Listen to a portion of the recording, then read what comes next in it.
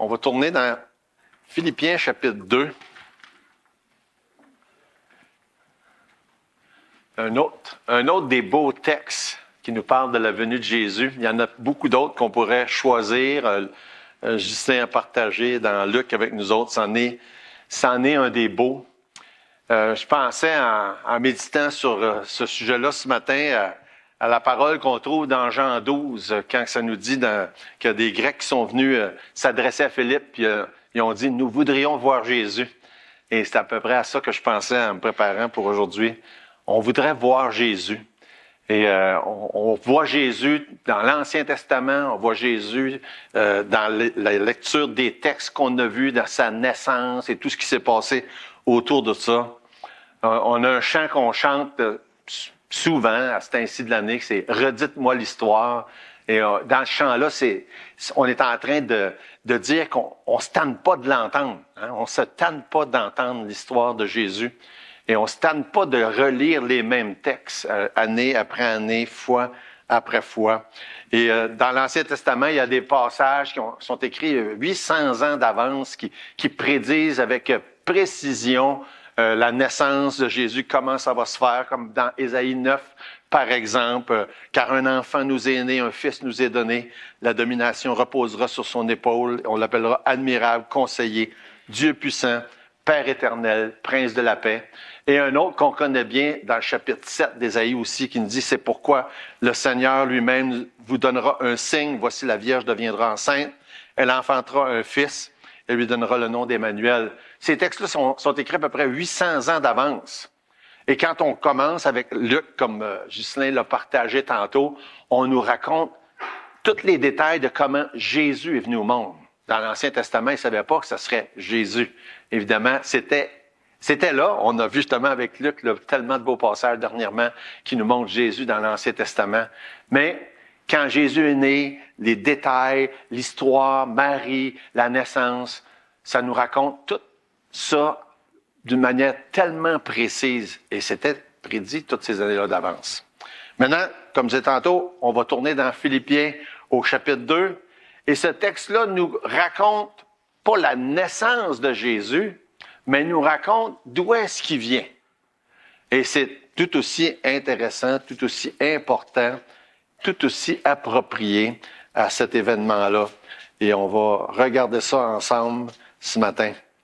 Prions. Notre Dieu, merci pour l'occasion d'être réunis ensemble, de pouvoir te louer, t'adorer et te rendre grâce, surtout pour tout ce que tu as fait pour nous, ta bonté et le don merveilleux, le sacrifice accompli sur la croix il y a 2000 ans. Et aujourd'hui, on le célèbre partout dans le monde, dans ces jours-ci, dans quelques jours, les gens vont s'arrêter un temps pour réfléchir à cet événement-là. Et tellement de gens le font sans vraiment réaliser, comprendre ce que ça veut dire. Seigneur, parle-nous ce matin. On a besoin encore de toi, que tu nous enseignes, nous instruises. Puis on te prie pour quiconque ce matin n'a pas encore compris le geste immense qui a été accompli pour chaque être humain de Jésus qui est venu sur la terre pour donner sa vie. On te prie, Seigneur, parle à nos cœurs et instruis-nous, édifie-nous. Et on voudrait te louer avec nos chants, nos paroles et nos offrandes, Seigneur. C'est dans le nom de Jésus qu'on te prie. Amen. Donc, je vais lire les versets dans Philippiens chapitre 2, 5 à 8. « Ayez en vous les sentiments qui étaient en Jésus-Christ, existant en forme de Dieu, ne point regarder son égalité avec Dieu comme une proie à arracher. Mais il s'est dépouillé lui-même en prenant une forme de serviteur, en devenant semblable aux hommes, et il apparut comme un vrai homme.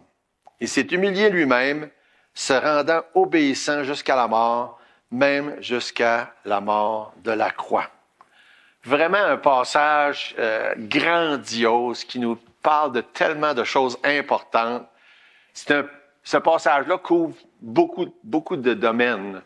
C'est un passage doctrinal sur la doctrine de l'incarnation. L'incarnation, c'est une grande doctrine et si vous avez l'occasion d'étudier, c'est un sujet vraiment fascinant. Ça nous parle de la préexistence de Jésus. Hein, qui il était avant de venir au monde.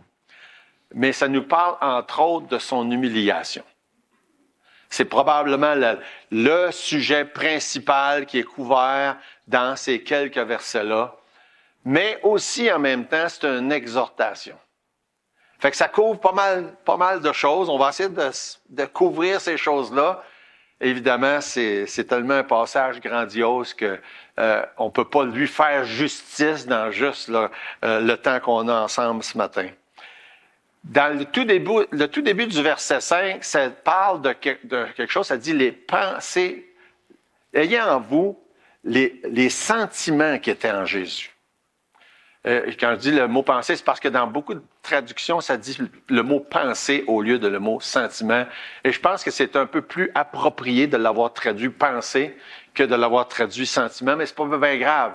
L'idée en arrière est quand même ça. Que ce soit le mot penser, que ce soit le mot sentiment, l'idée, c'est de nous amener à penser puis à avoir le même genre de sentiment que Jésus avait puis que Jésus a. Et c'est une exhortation. D.A. Carson, j'aime beaucoup comment est-ce qu'il dit ça.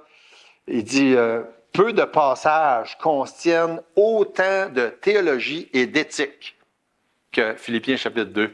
Si vous êtes un peu familier avec D.A. Carson, une des choses, c'est un penseur. Il y a vraiment le tour de mettre en parole des choses profondes. Et c'est vrai qu'il y a peu de passages qui font les deux comme ça.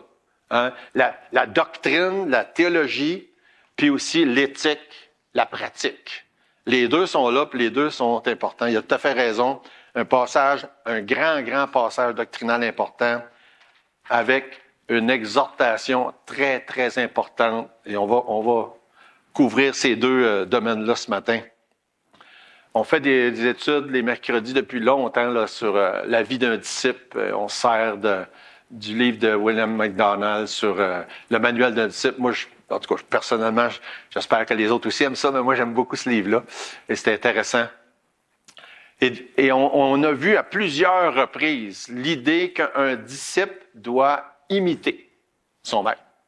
Si on voulait résumer là, la vie d'un disciple, on pourrait dire ça. La vie d'un disciple, c'est quelqu'un qui imite celui qui mène, celui qui dirige, le maître. Et c'est comme ça que ça se fait dans toutes sortes de domaines, mais particulièrement le cas avec Jésus. Donc, on doit imiter, copier. Puis là, l'idée du verset 5, penser comme lui. Hein? Penser comme Jésus. Fait que c'est ça que ça dit, l'exhortation du début. Ayez en vous les sentiments, les pensées, la manière de réfléchir de Jésus. Évidemment, quand on parle du sujet de l'humilité, c'est comme... Ça a l'air toujours orgueilleux. Hein? C'est pas parler du sujet de l'humilité. C'est un sujet sur lequel, personnellement, je me suis souvent arrêté parce que je suis orgueilleux. J'ai lu des livres sur ce sujet-là, quelques livres. J'ai même, à quelques reprises, si vous vous souvenez, là, ça fait quand même un bout de temps, fait des messages sur ce sujet-là. C'est au cœur du problème de l'humanité entière, l'orgueil. C'est de là que tout vient, les problèmes. C'est comme ça que tout a commencé. Et on a besoin, en tout cas, moi, j'ai besoin de me faire exhorter là-dessus, souvent. Et j'ai souvent, probablement cité ça à quelques reprises, un commentaire de Spurgeon qui disait « Humiliez-vous, sinon Dieu va le faire. » Et je pourrais vous témoigner personnellement que Dieu l'a fait à plusieurs reprises. Hein? Dans ma vie, il m'a humilié. Parce que j'en avais besoin, puis parce que je n'ai encore besoin. Maintenant, j'ose imaginer ce matin ne pas être le seul qui en a besoin. J'ose imaginer ça. Et en même temps, j'ose même prier que chacun ici ce matin puisse sérieusement considérer ça. Que c'est possible que vous aussi, vous ayez des problèmes d'orgueil. En tout cas, C'est important, c'est un sujet dont la Bible parle souvent. Ça parle souvent de l'humilité dans une manière très générale. Ça revient souvent dans plusieurs passages. Ça parle beaucoup de l'humilité de Jésus lui-même, et évidemment, dans le texte qu'on a devant les yeux ce matin. Et ça, c'est de quoi qu'il faut réaliser, là, qu'à l'époque de Jésus, l'humilité n'était pas une qualité à rechercher.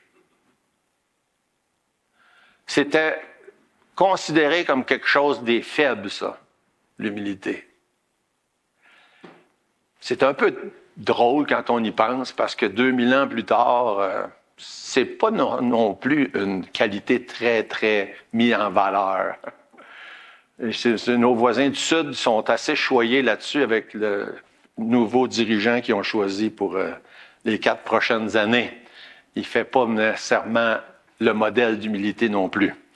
Mais tout ça pour dire qu'on voit juste comment est-ce que c'est dans la société, même regardons ce qui se passe au niveau de la psychologie moderne. Et souvent, une des choses qui va revenir sur le sujet, c'est l'importance d'avoir une bonne estime de soi. C'est pas mal contraire à l'humilité, ça. Mais c'est comme si ça, c'est un gros problème de ne pas avoir une assez bonne estime de soi. En tout cas, moi, je pense que, pas juste moi, la Bible, que c'est beaucoup plus le contraire. D'avoir une trop bonne estime de soi est la source de beaucoup de problèmes. En tout cas, c'est un autre sujet. Mais donc, l'humilité, c'est un sujet dont la Bible parle. Et à l'autre côté de la médaille, c'est que l'orgueil, c'est aussi un sujet dont la Bible parle. Puis, vous pouvez regarder dans Ésaïe chapitre 14, ça nous explique ce que je mentionnais tantôt, que c'est un peu comme ça que tout a commencé. Dans Ésaïe 14, versets 12 et 13, en parlant de cet ange-là qui est devenu le diable, ça dit « Te voilà tombé du ciel, astre brillant, fils de l'aurore, tu es abattu à terre, toi le vainqueur des nations, tu disais en ton cœur, je monterai au ciel, j'élèverai mon trône au-dessus des étoiles de Dieu. Je m'assiérai sur la montagne de l'assemblée à l'extrémité du septentrion. Je monterai sur le sommet des nues, je serai semblable au Très-Haut. » C'est même que ça commence, le problème. Où est-ce que cet ange-là a une tellement bonne opinion de lui-même qu'il veut s'élever au-dessus de Dieu lui-même. Puis d'être égal avec Dieu, c'est ce qu'il dit. Fait que c'est de là que ça part, puis c'est de là que le diable commence son existence, puis c'est par la suite qu'il va faire les tentations avec les êtres humains, l'histoire d'Adam et Ève, comme plusieurs connaissent l'histoire. Fait que c'est de même que ça commence, puis c'est de même que ça continue, puis c'est l'orgueil qui continue d'être un problème et qui continue d'être la raison pourquoi la majorité des gens ne veulent pas du salut de l'Évangile, du don de Dieu. Parce qu'ils ont accepté l'idée que la majorité des religions enseignent qu'on peut devenir assez bon pour mériter d'être sauvé.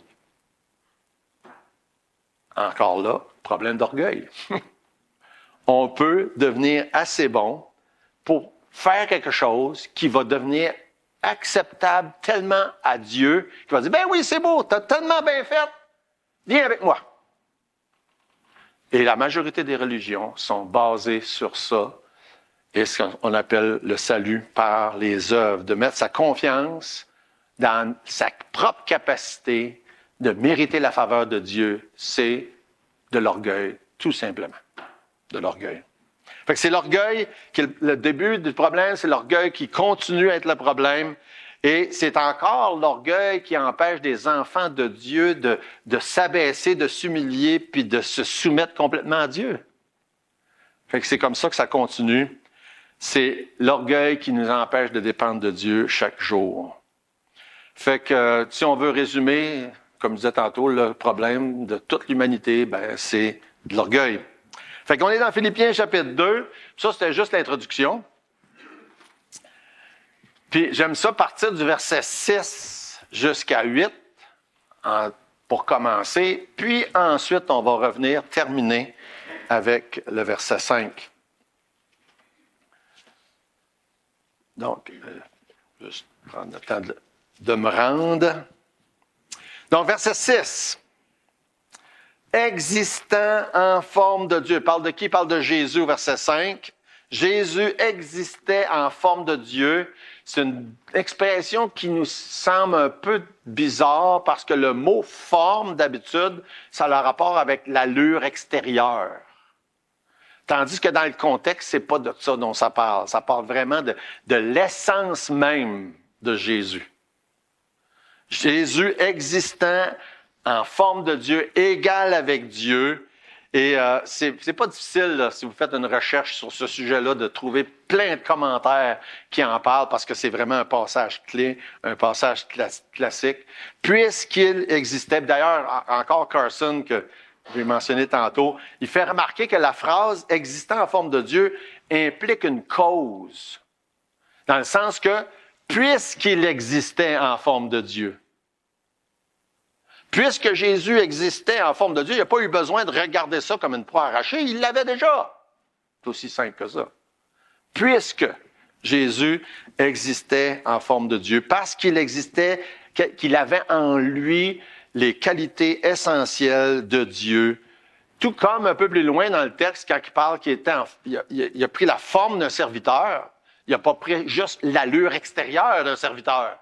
Il est devenu un serviteur dans tout le sens du mot. La même chose, le même mot qui veut dire la même chose. Il a pris la forme d'un serviteur de la même manière qu'il avait déjà la forme de Dieu, l'existence, l'essence même de Dieu. Cette essence même de Dieu, quand il répond dans Jean chapitre 8, là, vers la fin du chapitre, quand il dit « Avant qu'Abraham fût, je suis ». Hein, vous connaissez cette citation-là célèbre que Jésus fait. « Avant qu'Abraham fût, je suis ». Il est en train de dire « Je suis l'essence même de Dieu ». Il l'était, il existait déjà dans l'Ancien Testament, dans cette essence même-là de Dieu. Qu'est-ce que Jésus fait dans Jean 8? Il est en train de citer ce qu'on retrouve dans Exode chapitre 3. Un autre passage fameux où est-ce que, vous pouvez regarder avec moi dans Exode chapitre 3, les versets 13 et 14.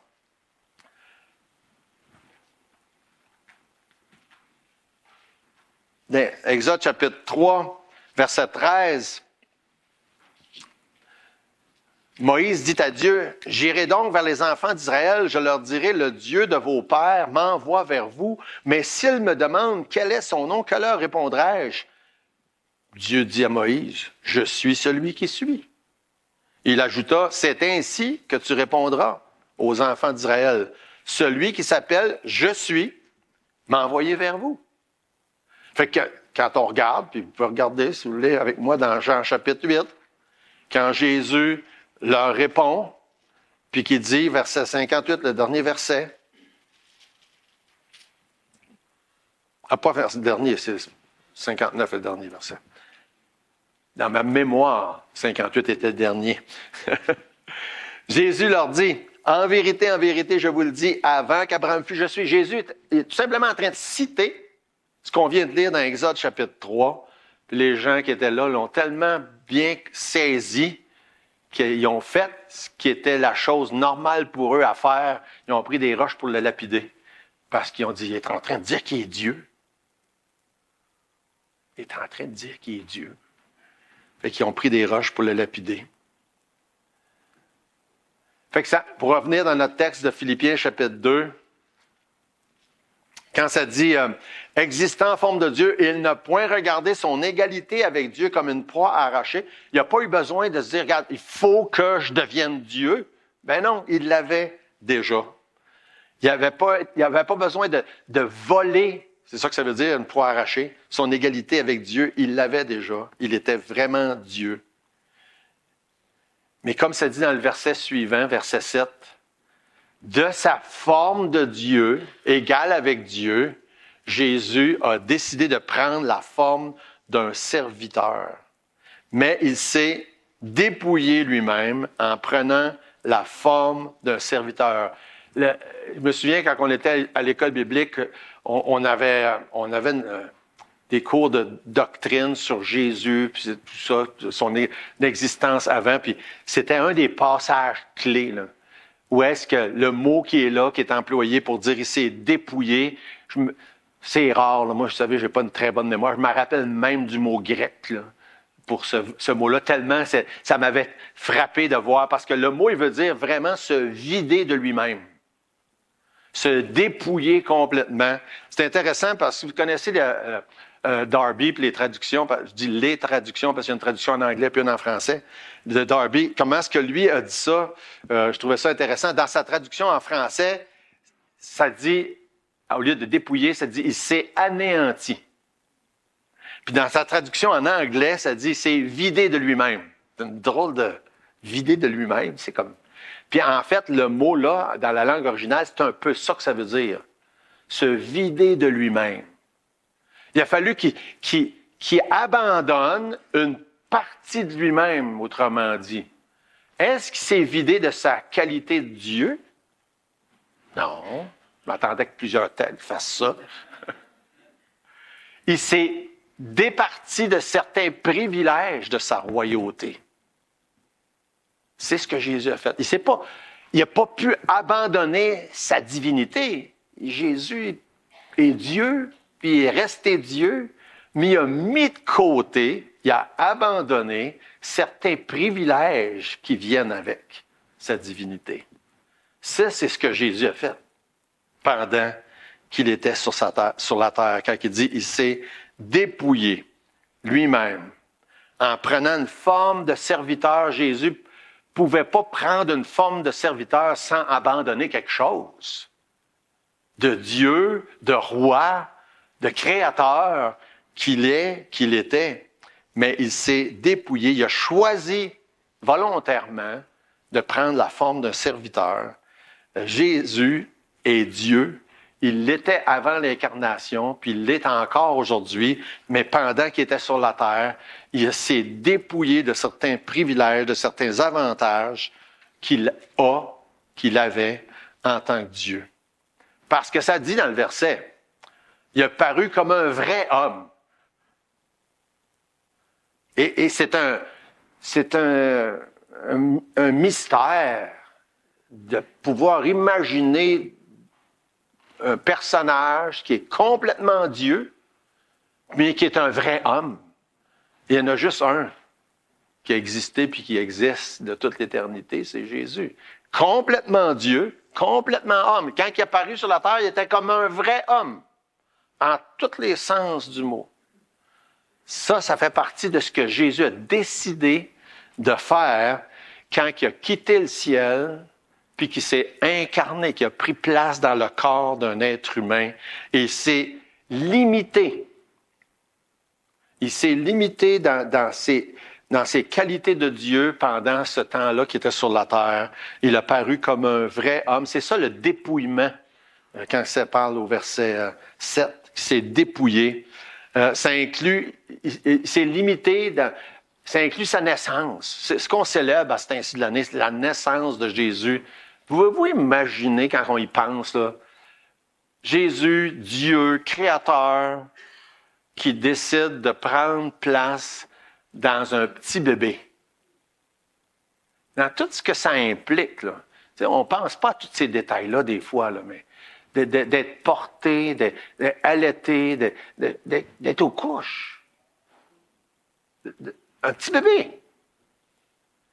Mais de faire cette transition-là en passant par une étape des plus humiliantes, de venir au monde dans une grange. On chante dans une étable, puis c'est beau. Non, c'est... Hein, puis on voit les images, les petites crèches, là, puis c'est cute. Mais la réalité, c'est qu'il est venu au monde dans une grange. Moi, j'ai été joué dans des granges quand j'étais jeune, là, puis on avait du fun, mais c'est pas une place pour qu'un bébé vienne au monde. Mais Jésus a fait ça. Il est venu au monde dans ce contexte-là des plus humiliants. Et chaque année, c'est ce qu'on célèbre. On célèbre la joie, le miracle, la naissance, mais on est en train de célébrer son humiliation.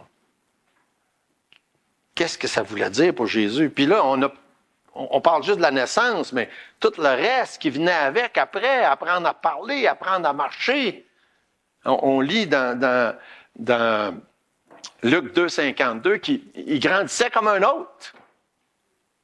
Il grandissait comme un autre. Hein, ceux qui ont eu des enfants, vous les avez vus, il y a des étapes moins drôles que d'autres. Là. Hein?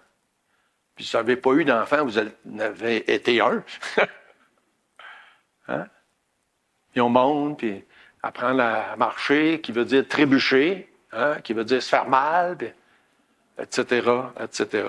Fait que dans son humiliation est comprise dans toutes ces étapes-là. La faim, la soif, le chaud, le froid, la fatigue. Dans Luc 9, ça nous parle de ça. On va arriver là bientôt dans nos études de Luc. Hein?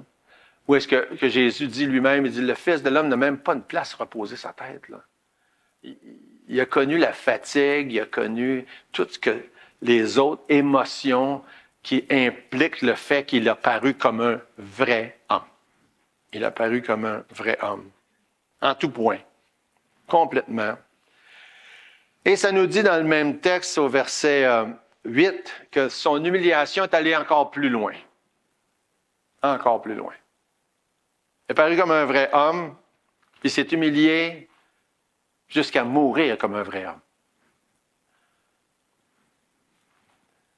Évidemment, quand on célèbre la naissance de Jésus, on ne peut pas faire ça sans parler de sa mort. Parce qu'il est venu au monde pour mourir.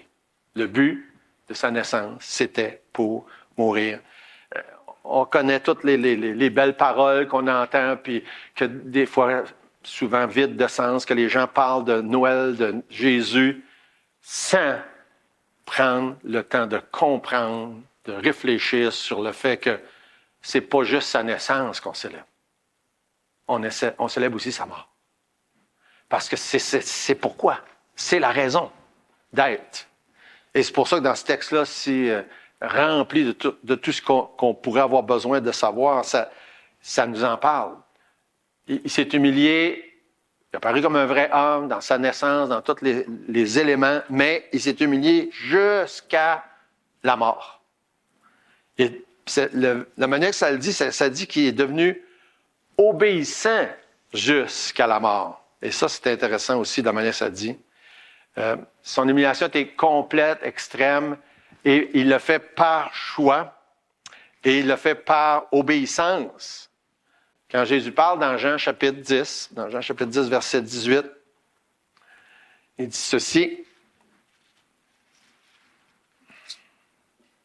Personne ne me l'ôte, mais je la donne de moi-même. J'ai le pouvoir de la donner, j'ai le pouvoir de la reprendre. Tel est l'ordre que j'ai reçu de mon Père. Qu'est-ce que ça veut dire? Jésus a décidé d'obéir.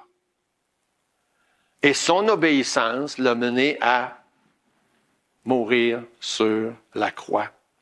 Il est devenu obéissant jusqu'à la mort. Fait que quand on célèbre Jésus est né, on célèbre Jésus était obéissant jusqu'à la mort. Et puis pour mettre un comble à son humiliation, ça nous dit dans le même texte, pas juste n'importe quelle mort, même jusqu'à la mort de la croix. Une des morts les plus douloureuses, une des morts les plus honteuses, une des morts les plus outrageuses, et vous pourrez mettre plein d'autres qualificatifs. La mort de la croix, un symbole les plus horribles qui existent. Et encore là, beaucoup de gens pensent à la croix comme un beau symbole. C'est un beau symbole dans la mesure qu'on comprend ce que ça veut dire pour nous avoir sauvés, mais la croix en tant que telle, ce n'est pas un beau symbole. C'est un symbole terrible, horrible, qui représente la mort atroce de Jésus et de toute son humiliation. Et il l'a fait par obéissance. Il l'a fait parce que c'était nécessaire. Il l'a fait parce que, justement, il n'y a rien qu'une personne peut faire par ses propres moyens pour mériter la faveur de Dieu d'une manière que ce soit, quelque manière que ce soit. Et c'est pour ça que Jésus l'a fait. C'est pour ça que Jésus a décidé de le faire. Il l'a fait pour toi. Il l'a fait pour chaque personne ici. Et chaque personne dans le monde, dans Romains chapitre 5. Romains chapitre 5, verset 6. Car lorsque nous étions encore sans force, Christ au temps marqué est mort pour des impies. À peine mourrait-on pour un juste, quelqu'un peut-être mourrait pour un homme de bien, mais Dieu prouve son amour envers nous en ce que lorsque nous étions encore des pécheurs, Christ est mort pour nous. C'est pour ça qu'il l'a fait. Il savait qu'il n'y avait rien d'autre qu'on pouvait faire pour mériter de quelque manière que ce soit la faveur de Dieu. Sinon, tout serait basé sur notre orgueil. Et ce n'est pas le cas. Au contraire, tout est basé sur le fait qu'on doit s'humilier et que Jésus, premièrement, s'est humilié lui-même. Et on va prendre le reste du temps pour justement considérer le verset 5 parce que faut considérer le verset 5 parce que c'est l'exhortation principale. Et c'est particulier pour plusieurs raisons. Une des raisons, c'est que toute la partie doctrinale qu'on vient de voir, c'est là pour appuyer l'exhortation du verset 5. Et ça nous donne juste un peu l'idée de comment c'est important, ce que ça dit au verset 5. Si le texte qui est employé est un texte si important qui nous parle de l'humiliation de la divinité de Jésus, sa préexistence, son incarnation, etc., sa mort, la croix, et tout ça est là pour appuyer ce que ça dit au verset 5. Ou ce que ça nous dit, ou ce que ça vous dit, de faire comme lui. Là, on lit ça, on va dire, ayez en vous les sentiments qui étaient en Jésus, puis disait un peu là. Tout ce que ça dit après, ça parle de sa préexistence, ça parle de son incarnation, ça parle de sa mort, ça parle de la croix. Comment je peux faire ça, moi? Je peux pas. Ni rien de ça. Je peux pas faire les mêmes choses que Jésus, mais ça dit, ayez en vous les mêmes sentiments, par exemple. Ayez en vous la même pensée. Là, comment est-ce que je peux avoir les mêmes pensées que Jésus? C'est tellement différent. Et en plus, l'exemple qui est employé est tellement grandiose. Et là, il faut qu'on se pose la question, quelle sorte d'exemple pratique je peux prendre pour pouvoir me donner des points de repère sur comment moi je vais m'humilier pour pouvoir avoir les mêmes sentiments qui étaient en Jésus. Puis on peut résumer ça dans plusieurs grandes pensées comme, premièrement, il n'a pas voulu profiter de ses avantages. Ah, ça on peut dire, ah, ça je suis capable de faire un lien. Il n'a pas voulu profiter de ses avantages. Il était prêt à sortir de sa zone de confort. Non. C'est vrai. Il est pas mal sorti de sa zone de confort. Il s'est dépouillé de certains privilèges. Puis c'est volontairement abaissé. Je pense que ces grandes lignes-là peuvent nous aider à trouver des points de référence. Il est venu sur la terre en s'abaissant, s'est soumis à la volonté de Dieu volontairement. Le plus bel exemple, c'est dans Jean 13, où il s'est abaissé à laver les pieds de ses serviteurs. Il s'est abaissé à laver les pieds de ses disciples, qui était normalement la tâche réservée à la personne la plus basse dans la maison. La personne la moins importante. Le serviteur qui avait le moins d'ancienneté. Et Jésus a fait ça. Il s'est abaissé, il a lavé les pieds de ses disciples. Puis après ça, il dit, faites la même chose. Évidemment, on comprend que c'est pas nécessairement l'idée qu'on va tout enlever nos chaussures à matin puis commencer à se laver les pieds physiquement les uns les autres. Je pense, j'en vois des réactions. Je pense pas que ce serait une bonne idée. Mais on comprend l'image. On comprend l'image. On comprend la signification de ce geste-là, de s'abaisser plus bas que les autres, de considérer les autres plus que nous-mêmes, on se considère. Ça, c'est l'exemple là, ultime, parce que ça dit dans Jean 13, il a mis le comble à son amour. Il a fait ça. L'exemple ultime. Puis dans Marc, dans plusieurs autres passages, ça dit, le Fils de Dieu est venu non pas pour être servi, mais pour servir. Il s'est placé volontairement comme un serviteur. Je mentionnais tantôt, au début, j'ai lu des livres sur le sujet de l'humilité, quelques-uns, puis un de ceux-là, que je sais que quelques-uns l'ont lu, j'en avais parlé il y a quelques années, le livre de Stuart Scott sur les manifestations de l'humilité. Puis, j'aime ça parce que c'est pratique. Moi, j'aime ça quand c'est visuel, on peut voir les images. Il y a, dans son petit livre, c'est pas gros, il y a 30 manifestations de l'humilité. Puis ça m'aide, moi, en tout cas. Je n'ai juste noté quelques-unes, juste pour vous aider, vous aussi, dans votre réflexion. Puis, j'ai noté ceux que moi, je trouvais qui étaient majeurs, là. La première chose, la première manifestation de l'humilité, c'est de méditer sur la grandeur de Dieu. J'aime celle-là. Juste, t'es là, peu importe où tu vas, où est-ce que tu vas, qu'est-ce que tu fais, Dieu est grand. Il y a tellement d'exemples là, qu'on peut trouver, la nature, par exemple, la création. Juste méditer sur qui Dieu est. Dans 2 Timothée chapitre 1, ça dit ceci, verset 12. C'est à cause de cela que je souffre ces choses, mais je n'en ai point honte, car je sais en qui j'ai cru. J'aime ça. Je sais en qui j'ai cru. Puis je suis persuadé qu'il a la puissance de garder mon dépôt jusqu'à ce jour. Sais-tu en qui tu as cru? Hein? Connais-tu vraiment Dieu, puis Jésus, puis qui il est, puis comment il est? Juste de prendre le temps de lire des passages de la Bible qui parlent de Jésus, de qui il est. Là, on en a un beau, là, Philippiens chapitre 2, mais il y en a beaucoup d'autres. Là. De méditer sur qui Jésus est, sur qui Dieu est.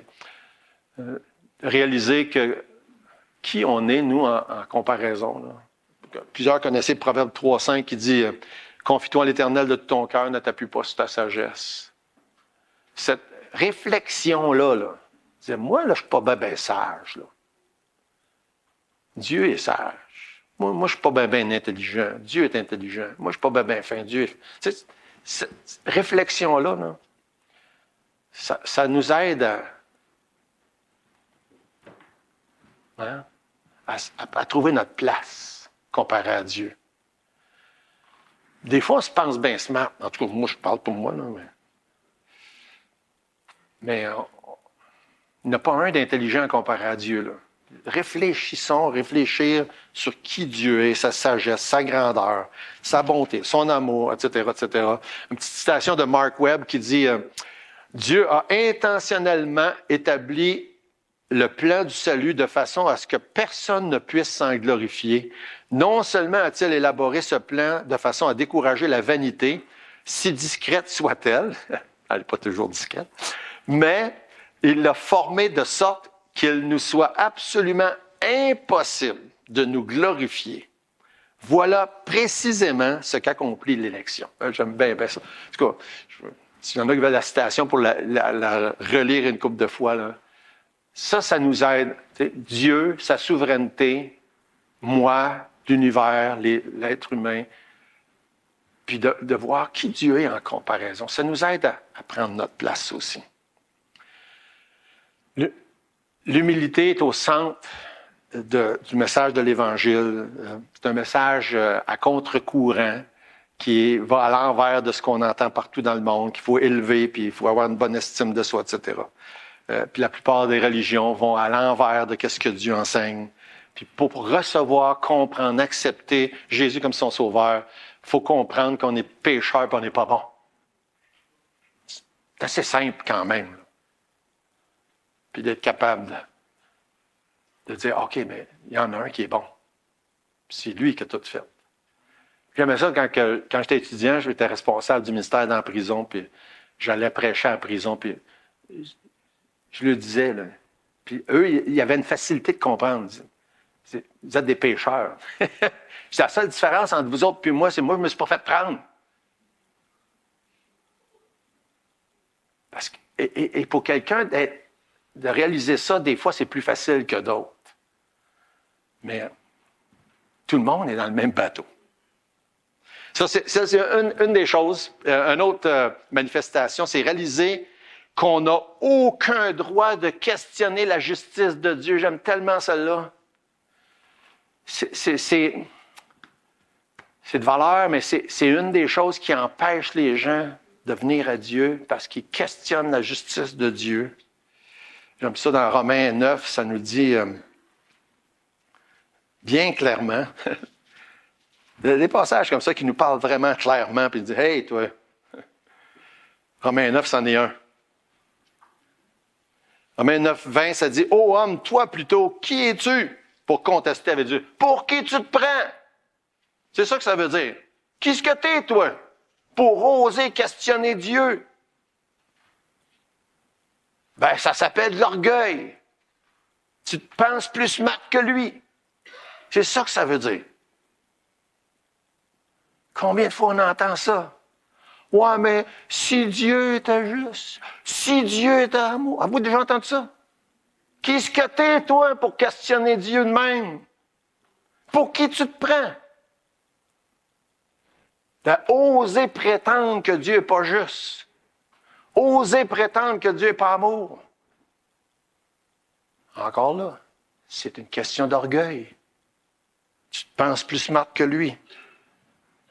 C'est une démonstration flagrante de l'orgueil. Fait que, une bonne réflexion sur ce sujet-là. Ne jamais oser questionner la justice de Dieu.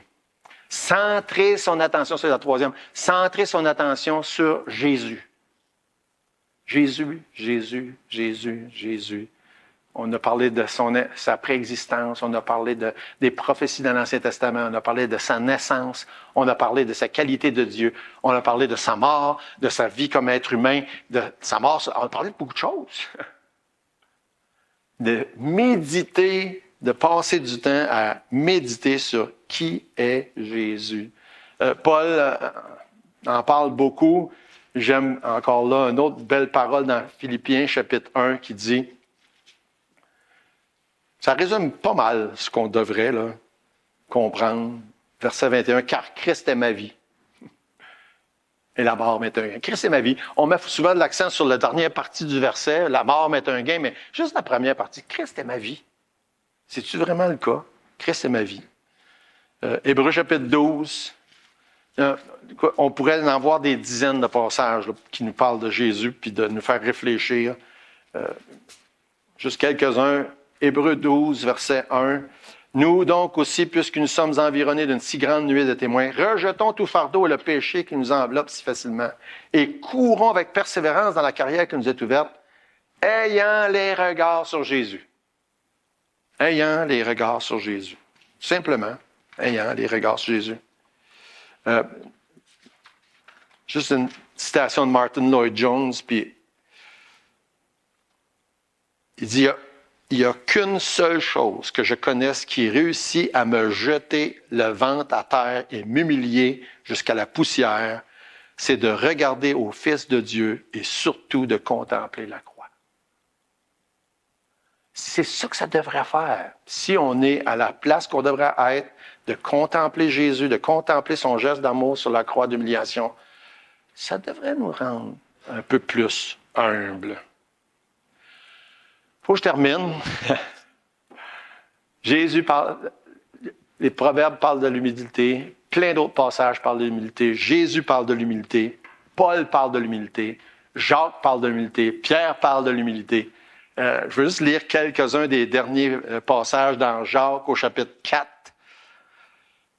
verset 7 jusqu'à 10. Jacques 4. Soumettez-vous donc à Dieu. Résistez au diable, il fuira loin de vous. Approchez-vous de Dieu, il s'approchera de vous. Nettoyez vos mains, pécheurs. Purifiez vos cœurs, hommes irrésolus. Sentez votre misère. Soyez dans le deuil, dans les larmes, que votre rire se change en deuil et votre joie en tristesse. Humiliez-vous devant le Seigneur et il vous élèvera. Dans 1 Pierre, ça dit des paroles semblables à ça. Je vais lire quand même deux versets dans 1 Pierre. Ça va être les derniers versets. 1 Pierre chapitre 5, versets 6 et 7.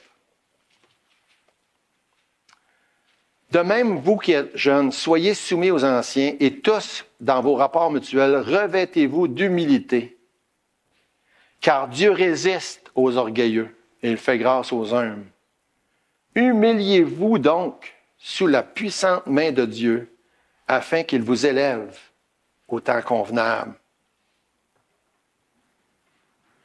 Déchargez-vous sur lui de tous vos soucis, car lui-même prend soin de vous.